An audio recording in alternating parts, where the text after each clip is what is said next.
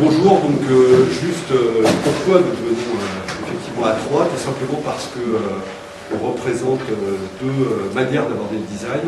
D'un côté, le design produit avec les Sismo, qui auront l'occasion de parler de cette présentation.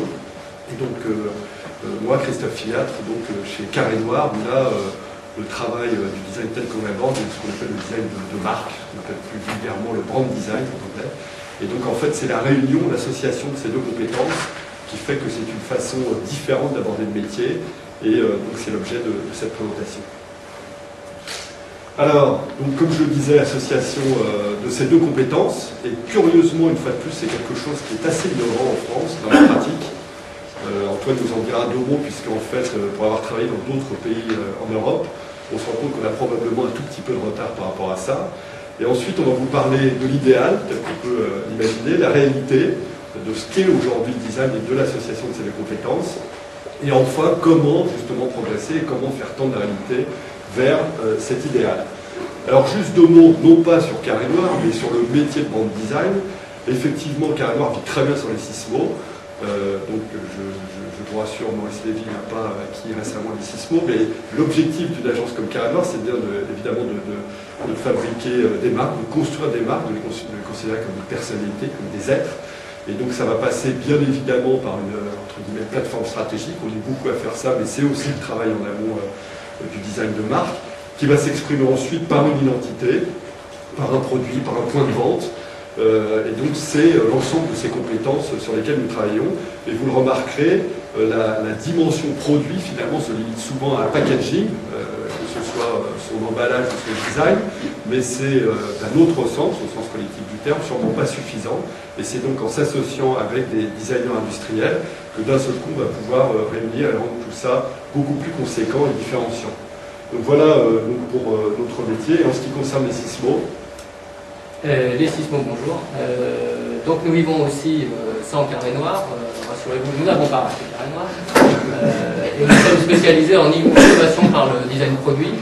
À l'origine, pour refaire un petit peu l'historique de cette collaboration, en fait, on a travaillé tous les deux assez longuement chez Delucchi à Milan, qui est un gros studio de design et d'architecture. Et ce qui nous avait semblé assez étonnant, c'est qu'à la fois, ils pouvaient signer des pièces avec un apport très artistique pour des galeries en petites séries, en collection privata. Et puis de l'autre côté, c'est la stratégie d'innovation pour Olivetti.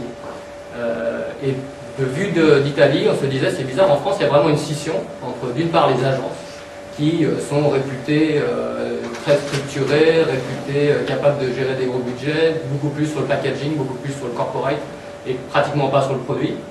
Et puis de l'autre côté, ce qui était en train de naître, qui était identifié comme les créateurs, alors les créateurs industriels ou les créateurs dans le mobilier, qui eux étaient des petites structures, qui eux étaient portés par une créativité souvent portée par des personnalités, et qui par contre on ne ferait pas confiance pour développer à l'international une démarche de produit.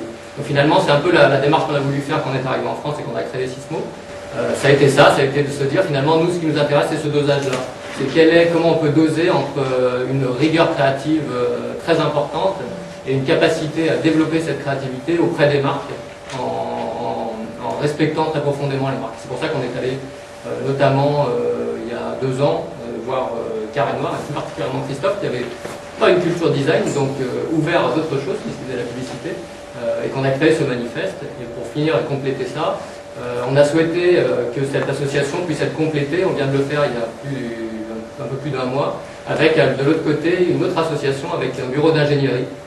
Donc là on a vraiment toute la chaîne, c'est-à-dire qu'on essaye vraiment de pouvoir dire aux gens avec lesquels on travaille. Ce bureau d'ingénierie par exemple a fait un développement sur un cœur artificiel, donc on est vraiment dans très pointu au niveau technologique, qui sont capables de développer des choses extrêmement pointues. Et on arrive comme ça à faire une équipe qui est vraiment un think tank autour du design, qui est extrêmement pertinent et pointu, qui ne s'applique pas à tous les sujets bien sûr. Alors, je crois qu'on en a largement parlé, on va peut-être passer rapidement ce slide. Donc l'idée c'est effectivement d'initier une nouvelle pratique du design qui effectivement devrait être pourtant comment dire, la règle lorsqu'on travaille sur un sujet qui est effectivement vague, dont les contours sont parfois pas très bien définis. Mais effectivement l'idée c'est bien de cumuler, en tout cas pour la partie dont on vient représenter aujourd'hui, le brand design et les créateurs designers, avec effectivement cette dimension grosse agence internationale qui va gérer des budgets comme l'essai au niveau international, au niveau du branding et du packaging, et de l'autre côté des créateurs industriels qui connaissent effectivement l'outil de production, la chaîne de production, et ce qui fait que cette double compétence va non seulement être forcément un mot pas mal galvaudé aussi d'innovation, mais en tout cas d'innovation pertinente par rapport à la résonance d'une marque, de ce qu'elle est, de quel est finalement son point de vue sur son marché et l'offre produit qui en découle. Donc un territoire où effectivement cette rencontre définit un nouveau savoir-faire, le design management, et c'est ça qu'on va vous décrire aujourd'hui et vous expliquer à la fin comment on travaille et quelle est notre méthodologie de travail. Alors effectivement, on a envie de parler forcément de chaîne de valeur, et c'est vrai qu'elle est, elle semble toujours idéale, surtout quand on la voit de l'extérieur et surtout quand on la fait a posteriori. Et comme dans toute bonne présentation, on va vous parler du cas Apple, parce qu'il n'y a pas de raison qu'on le fasse pas aussi. Mais c'est vrai qu'il est assez emblématique, en tout cas, pour bien comprendre comment les choses se constituent. Déjà... En fait, c'est un petit peu ironique, on va parler du cas Apple, parce qu'on en a vraiment mais plein la tête que dans tous les bruits, on nous dit Apple, Apple, Apple. Donc on s'est dit que ça vous ferait plaisir. Non, mais en tout cas, c'est intéressant pour décomposer. C'est vrai qu'on aurait pu en prendre d'autres, mais au moins, comme ça, on sait tous de quoi on parle. Donc, premier élément, effectivement, on a déjà de l'humilité par rapport à l'acte fondateur, par rapport au mythe fondateur, c'est-à-dire qu'il y a des éléments fondateurs. À un moment donné, lorsqu'on construit, lorsqu'on a l'idée d'une entreprise, ça va venir peut-être d'une idée, peut-être d'un savoir-faire, peut-être d'une origine. Enfin, là, il y a 15 000 exemples à prendre, donc c'est vrai que dans ce cas précis, c'est le fameux garage Steve Jobs et son petit camarade qui ont travaillé dans leur garage. Donc ça, c'est vraiment l'acte fondateur où d'un seul coup, il y a une idée, tiens, et si l'ordinateur était au service de l'homme et pas l'inverse. Deuxième élément, ça va ensuite, ce mythe va devoir s'incarner. Donc tout ça, c'est une logique, même si ce n'est pas une logique aussi structurée, parce que tout, bien évidemment, se fait pas aussi, de manière aussi arrêtée entre chacune des phases, mais la question va se poser à partir du moment où j'ai cette idée, comment je peux l'exprimer au travers d'un nom, comment ce nom peut s'exprimer au travers d'un symbole, et comment effectivement tout ça, bien évidemment, est en résonance avec le produit. Donc c'est là où effectivement on est déjà dans le vif du sujet, c'est-à-dire comment tout va être en parfaite articulation par rapport à ce mythe fondateur, comment je vais l'exprimer au travers d'une marque, de sa représentation, de son identité. Ça va au-delà du logo, bien évidemment, puisque pour nous, l'identité, c'est aussi, bien évidemment, la fonctionnalité, l'usage, et comment je peux reconnaître finalement, et ce qui est le cas chez Apple, et c'est en ça que c'est intéressant, si j'enlève le logo, si j'enlève les couleurs, je peux reconnaître la marque avec tout ou partie du produit ou des éléments d'identité de la marque. C'est génial. Vous allez dire les partenaires là-dessus? Non. Vraiment nickel. Troisième élément, et c'est aussi un point sur lequel on pourrait discuter pendant des heures, parce que c'est vrai qu'on pourrait, à écouter, et je suis bien placé pour en parler, des gens qui viennent de la publicité, c'est-à-dire qu'à un moment donné, la publicité ne peut s'exprimer sur un sujet qu'à partir du moment où les étapes précédentes ont été réglées. Donc autrement dit, j'ai un scoop pour vous aujourd'hui sur Apple. Non, ce n'est pas la campagne 1984 de George Orwell qui a lancé la marque Apple, c'est tout le travail qui a été fait précédemment. Donc autrement dit, le mythe, comment je l'incarne au travers d'un produit, d'une identité forte, et ensuite comment je le vis, comment je communique sur le sujet. Donc tout ça, effectivement, une fois de plus, je le répète, vient se mélanger, tout ne se fait pas de manière aussi séquencée, mais en tout cas, c'est la logique et c'est la chaîne de valeur telle que il nous semble qu'elle est, entre guillemets, à respecter si on veut mettre une fois de plus marque et produit en résonance. Alors effectivement, une belle chaîne de valeur, a posteriori, on est toujours plus intelligent, mais effectivement, il faut déjà identifier, créer ses propres maillots, et effectivement s'assurer qu'il y aura une bonne tenue dans le temps de l'expertise marque-produit sur chacun des éléments, sur chacun des maillots. Premier élément, c'est créer de la valeur, donc en rapprochant les experts internes autour du projet en même temps et non l'un après l'autre. Ça, c'est extrêmement important, parce que ça fait partie des constats qu'évoquait Antoine, c'est qu'il y a une fâcheuse tendance à travailler de manière, alors là pour le coup pas séquencée, mais en parallèle, et c'est qu'effectivement deux mondes qui se parlent assez rarement. Et c'est vrai que dans notre association, et aujourd'hui on travaille avec des marques comme McDo Europe ou Tetra Pak, c'est intéressant de se rendre compte à quel point parfois c'est nous qui arrivons à les réunir et faire qu'en sorte qu'on parle ensemble et on règle les problèmes ensemble avec cette double compétence. C'est-à-dire que si moi on pose des problèmes de production d'usine, je suis absolument incapable d'y répondre, et à l'inverse, lorsque vous parlez de problèmes de marque, vous êtes tout à fait capable d'y répondre. Non, enfin, ce que je veux dire par là, c'est que c'est vrai qu'on est vraiment dans une association qui permet d'avoir une véritable expertise conjointe et qui va nous permettre non seulement de réunir, mais de trouver les réponses dans l'avancée d'un projet. Finalement, ce qu'on dit souvent suite à ce rêve d'exemplarité de Macintosh, c'est est-ce que vous êtes bien conscient des efforts qu'il va falloir faire si vous voulez arriver éventuellement à quelque chose qui pourrait ressembler à cette démarche. Et derrière, ça soulève la question, alors on en parle ou on n'en parle pas, parce que ça nécessite aussi de très rapidement expertiser où en est l'entreprise par rapport à cette capacité de développement du maillon de cette chaîne. Et souvent, ce qu'on commence par faire, c'est créer les premiers maillons avant de se dire qu'on va faire table rase et révolutionner. Quand c'est souvent, et c'est là où l'association est intéressante, c'est que d'un côté, on peut avoir le charisme d'un créateur qui peut dire oui, ça va se passer comme ça et engendrer une véritable catastrophe au sein de l'entreprise parce qu'il va, enfin je ne citerai pas de nom de grands créateurs connus qui peuvent laminer une très belle marque de téléviseur, par exemple. Et de l'autre côté, de se dire on va rationaliser, on veut des outils méthodaux et on va surtout pas laisser place à l'intuition en faisant appel à une grosse agence qui va essayer de cadrer tout ça. Donc on va osciller entre ces deux postures, ces deux attitudes. Je disais aussi qu'on donne chacun notre avis. C'est aussi intéressant de parler de ce qu'on ne connaît pas forcément en tant qu'expert, donner notre avis sur une marque, et Christophe donnait son avis, ou les équipes de Christophe d'ailleurs, donner son avis sur un produit. Et puis finalement, quand on parle par exemple d'un sujet McDo, d'être capable aussi de prendre la spatule, d'aller dans la cuisine et de tenter une improvisation, de cuisiner un truc, alors que c'est pas du tout l'objet, mais de pouvoir le faire, créer cet accident, cette espèce de chaos, c'est aussi au bout d'un petit moment, hein, parce que si on le fait tout de suite quand on arrive dans l'entreprise, on va faire peur à tout le monde. Au début on est très calme, petit à petit on commence à faire bouger les lignes. Mais la première étape, c'est d'identifier un bon maillon et de travailler dessus. Donc là, on va vous montrer quelques exemples de petits maillons. Donc un petit maillon pour une grosse boîte, Adidas, qui nous a demandé, en toute modestie, de dessiner le meilleur ballon du monde. Alors, une fois qu'on est revenu en France, toutes les équipes nous ont dit ah, bon, on va faire carré, bon, ok. Et puis, après, une fois qu'on s'est penché un peu sur le truc, en fait, il s'avère que chez Adidas, il y a une culture d'entreprise qui est extrêmement forte, voire dure. C'est-à-dire qu'il y a à la fois le fantasme du grand public autour d'Adidas et puis ce qui est Adidas, qui est un équipementier sportif. Un équipementier, c'est pas de la rigolade, c'est-à-dire qu'il est là pour faire les produits qui ont la meilleure performance.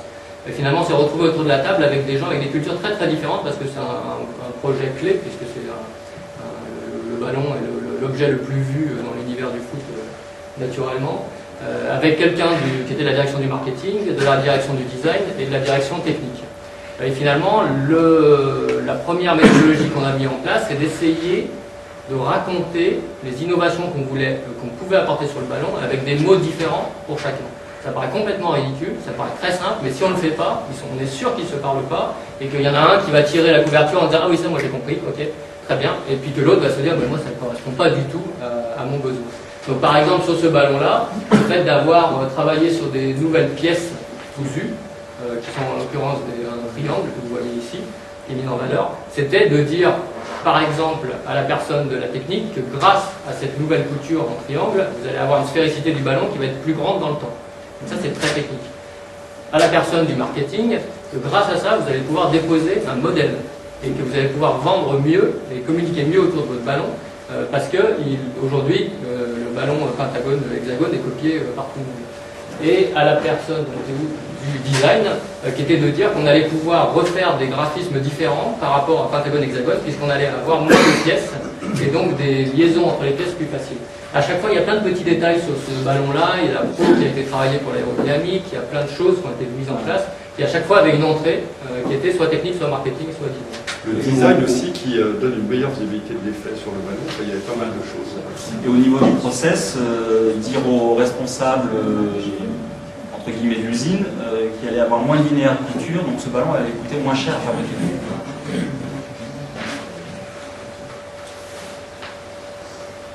Alors, revaloriser ses acquis, c'est vrai que ça aussi, ça fait partie des trucs qui sont extrêmement importants, mais c'est vrai au niveau de la marque, c'est vrai au niveau des produits, c'est-à-dire d'aller rechercher qui on est, ce que l'on est, l'exemple de la SNCF est effectivement un point important, là en termes de marque, en termes d'image, puisque au-delà du fait que vous vous souvenez probablement de l'identité précédente qui avait pris un coup de vieux, voilà, tout simplement, une marque, c'est comme effectivement une automobile, parfois il faut savoir la lifter, faire qu'elle soit toujours dans l'air du temps, dans l'actualité, mais il y avait surtout une grosse problématique qui était la prise d'une certaine affaiblissement par rapport aux marques filles. C'est vrai que quand on est SNCF, on est à la fois la mère du TGV, mais aussi des trains de région, d'Île-de-France et autres, sur lesquels on n'a pas forcément la même image et la même performance que sur le TGV. Et donc là, l'idée était non seulement de reprendre de l'autorité par rapport aux marques filles, premier élément, mais surtout, deuxième élément, comment finalement se réconcilier avec ses racines et reparler effectivement d'une présence sur le territoire, d'un maillage,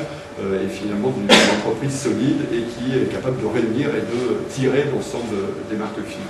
Donc effectivement, forcément, que ce soit au niveau de l'identité ou du produit, mais sur le produit, je vais laisser les en parler, c'est qu'il faut forcément aller puiser dans qui on est, puisqu'on parlait tout à l'heure d'actes fondateurs, mythiques. À chaque fois, il faut se reposer la question, finalement, qui je suis, d'où je viens et comment je peux le remettre d'actualité en avant. Comme gaz. Vous avez un point à dire là-dessus, non, pas spécialement. Troisième élément, c'est effectivement créer de la valeur spécifique à son process, innover entre création et réalisme industriel. Donc c'est vrai qu'il faut arrêter de penser effectivement que le design n'est que du dessin, pour faire allusion à ce que vous disiez tout à l'heure, c'est que parfois, effectivement, une forme de réalité industrielle, le fait d'aller effectivement sur la chaîne de production peut être générateur d'idées, de design, qui finalement est tout sauf du design. C'est vrai. Alors ça, on fait un peu les camelots, mais on adore ce produit. Ça, c'est du design. Ça, c'est un des plus beaux cahiers des charges qu'on nous ait donné. C'est un industriel français, copié et recopié en Chine, et donc avec des gros problèmes de production, qui fabrique ces pochettes-là, qui est le leader en France, qui est le Vickers, et qui, en ayant marre de subir les enchères à la baisse de la grande distribution, nous lance un défi en nous disant les petits gars, redessinez-moi une pochette comme ça. Alors déjà, redessinez-moi, dessiner, a priori, il n'y aura rien à dessiner là-dessus. Donc voilà, c'est pour vous raconter un petit peu comment on travaille. Dans ce cas-là, ce qu'on essaye de faire, c'est de mettre autour de la table, encore une fois, des gens compétents par rapport à ce produit. Dans l'entreprise, il y en a plein. Il y a la personne qui le vend, et il y a le directeur de l'usine. Alors le directeur de l'usine, quand c'est une grosse PME, mais c'est une PME quand même, le directeur de l'usine d'une PME, quand vous lui parlez de designer, généralement, la première chose qu'il fait, c'est qu'il met son bazooka sur l'épaule. Et quand vous arrivez, il vous dit, moi, vous me changez le moindre truc sur ma chaîne, ça me coûte 150 000 €, donc vous êtes gentil, du calme. Donc généralement, on arrive, bien sûr, gentil et calme. Et on l'écoute, et on essaye de voir où il y a des fenêtres d'innovation possibles. Sur toutes les chaînes d'innovation, sur toutes les chaînes de fabrication, il y a des fenêtres d'innovation. Simplement, comme les gens qui souvent les ont conçus sont aussi ceux qui les font vivre, forcément, il n'y a pas forcément le recul. Et nous, avec nos airs de candide, on est là justement pour essayer de détecter les petites choses. Derrière ça, il y a aussi j'aime pas le mot, mais il y a une espèce de stratégie à faire en sorte que très rapidement, c'est son idée. C'est pas nous, quand on va chez Legrand faire de la prospective pour imaginer les futures générations d'interrupteurs alors qu'on n'en a jamais dessiné, et qu'il y a des designers en interne, un design manager, on va surtout faire en sorte que ça devienne leur idée, qu'il y ait une appropriation, sinon c'est l'échec garanti. Donc on fait une étude sur ce produit-là, ça vient d'où ce produit? À votre avis, ça vient d'où? Alors, qu'est-ce qu'il y a dedans? Il y a des petits trous, qu'est-ce qu'on met dedans? Du A4. C'est surtout vendu où? C'est surtout vendu aux entreprises. Le A4 dans les entreprises, ça vient d'où? Ça vient de la réserve de papier, mais ça vient surtout de la photocopieuse. La photocopieuse, on va voir la photocopieuse dans l'entreprise. Tiens, dans la photocopieuse d'entreprise, il y a pas mal de A3. Ah tiens, j'en fais quoi du A3? Ah bah le A3, il n'y a pas de classeur, il n'y a pas d'étagère, rien des normes du A3. Donc le A3, je le range, je le plie dans une pochette que je ne peux pas consulter. Et puis de l'autre côté, sur la chaîne de production, les pochettes, comme elles sont faites très très vite, elles sont faites par deux lignées comme ça, avec un film de téflon qui évite qu'elles se soudent. Et on se dit, tiens, là c'est le bon croisement, et on fait une pochette A3, au plié, du A4, dans un classeur. Vous pouvez la commander enfin.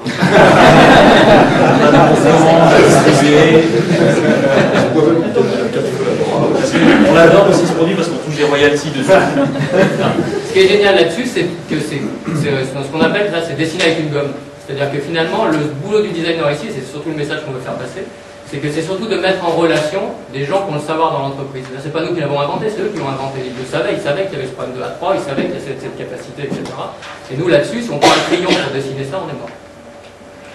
Et ce qui est intéressant, c'est que d'un point de vue commercial, ce que tu n'as pas dit, c'est que ensuite, lorsque voilà, c'est référencé, vous voulez ça, il faut d'abord prendre les deux smirmorques de la 4 de la 3. Voilà. Donc, ce qui effectivement... Oui, ça en devient un objet stratégique par rapport à la démarche commerciale. Comment? Ça s'appelle du chantage commercial. Ouais, tout à fait. Voilà. Et vous assumez sans problème. Oui. C'est du commerce. Vous avez intérêt à avoir ce qu'on appelle une concurrence monopolistique. Exactement. On y travaille. Il y a aussi créer de la valeur dans la relation particulière à l'usager. Et ça, c'est vrai que c'est quelque chose qui nous intéresse tout particulièrement. Ce qu'on appelle quelque part, enfin, c'est un terme qu'on n'a pas déposé, mais qu'on utilise, c'est la complicité d'intelligence. C'est-à-dire que comment un produit, finalement, me parle directement sans que j'ai besoin d'expliquer quel va être le bénéfice. Parce que ça, par exemple, c'est parfait, mais le mettre en linéaire, à un moment donné, c'est quand même un peu compliqué à expliquer. Il faut avoir un tableau qui explique comment ça va se passer, comment ça marche, etc. Donc là, lorsqu'on est sur ce type de produit, on se rend bien compte que la complicité d'intelligence fonctionne, et il faut que cette complicité soit bien évidemment au service d'une marque qui correspond à son positionnement. On a pris deux exemples. Par exemple, le Megaté, et c'est effectivement là régler un micro-problème, comme on dit, c'est-à-dire qu'on a tous fait l'expérience du sachet de thé qui tombe dans le thé, on se brûle les doigts pour ramasser le papier, une fois qu'on a les doigts brûlés, on sait où le mettre et ça coule partout. En faisant un mug avec juste une petite encoche qui évite justement que le papier tombe dans le thé et avec une soucoupe qui permet de le poser sans en mettre partout. Voilà, c'est régler un problème. Il y a une espèce d'évidence où effectivement l'assentiment du consommateur a été compris. Même chose sur le pot de glace, pardon, vous voyez sur la droite.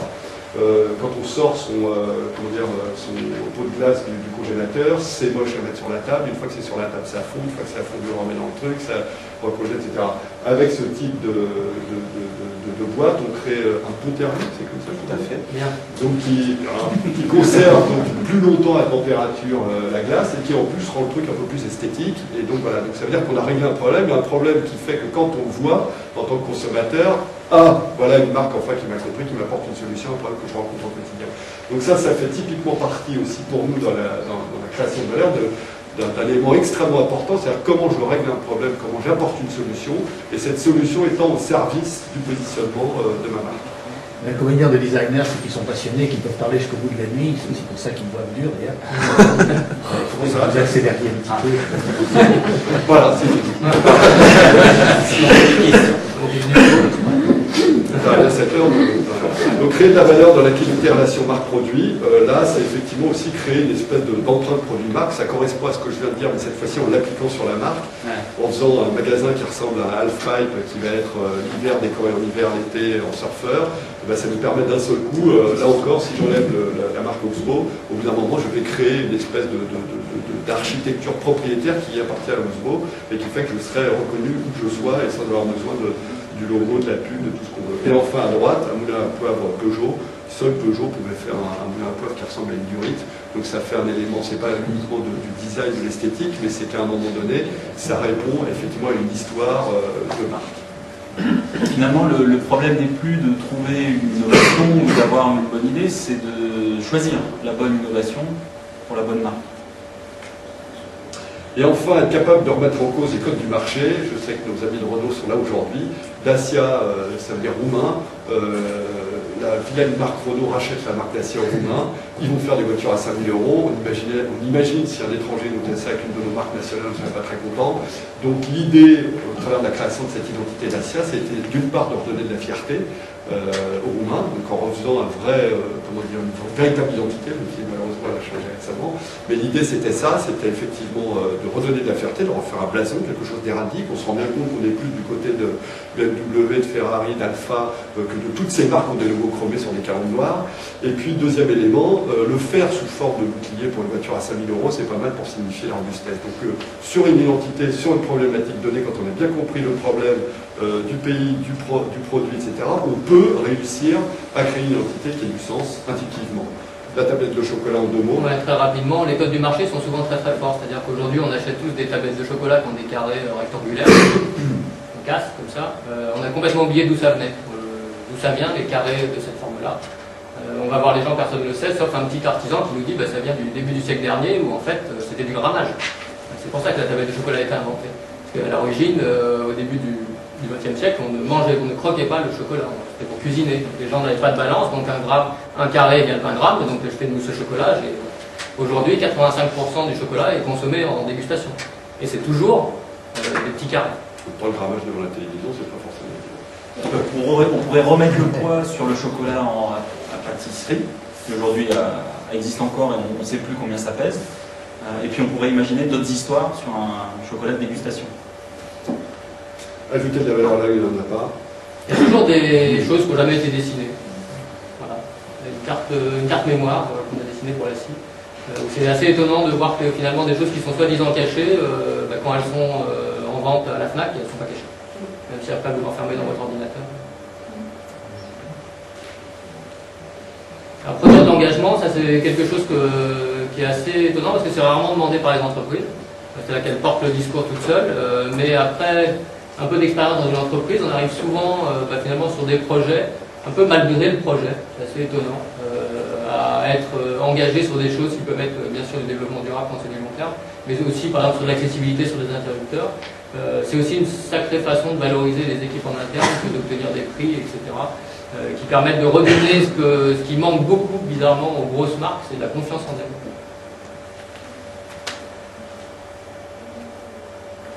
C'est aussi dans les études design très très important en amont de ne pas vouloir mélanger ce qu'on veut faire pour la presse et ce qu'on veut faire pour le process. C'est souvent une demande qui est un petit peu mélangée en se disant on va à la fois avoir un produit qu'on va pouvoir valoriser dans une exposition ou dans un showroom, mais en même temps un produit qui va être parfait pour le process industriel. La sagesse qu'on essaye d'avoir avec Carré-Noir sur ce genre de projet, c'est vraiment d'essayer dès l'entrée de bien définir quelles sont les implications qu'on va être capable de mettre à la fois en termes de process, de communication et de business, et de ne pas vouloir tout mélanger. À droite, un banc réalisé avec des tétrapacks recyclés. À gauche, pour revenir sur la complicité de l'intelligence, comment créer de la valeur et faire qu'on est prêt à payer du sucre en peu plus cher. C'est vrai que d'un seul coup, le mettre dans un tétrapack, on règle pas mal de problèmes, d'étanchéité, de visibilité sur la table, bref, donc ça a pas mal d'avantages. Et c'est évident, on a pas besoin de discuter. Voilà, on a fini, je vous rassure. Il y a un mot très compliqué qui pourrait designer, c'est faire.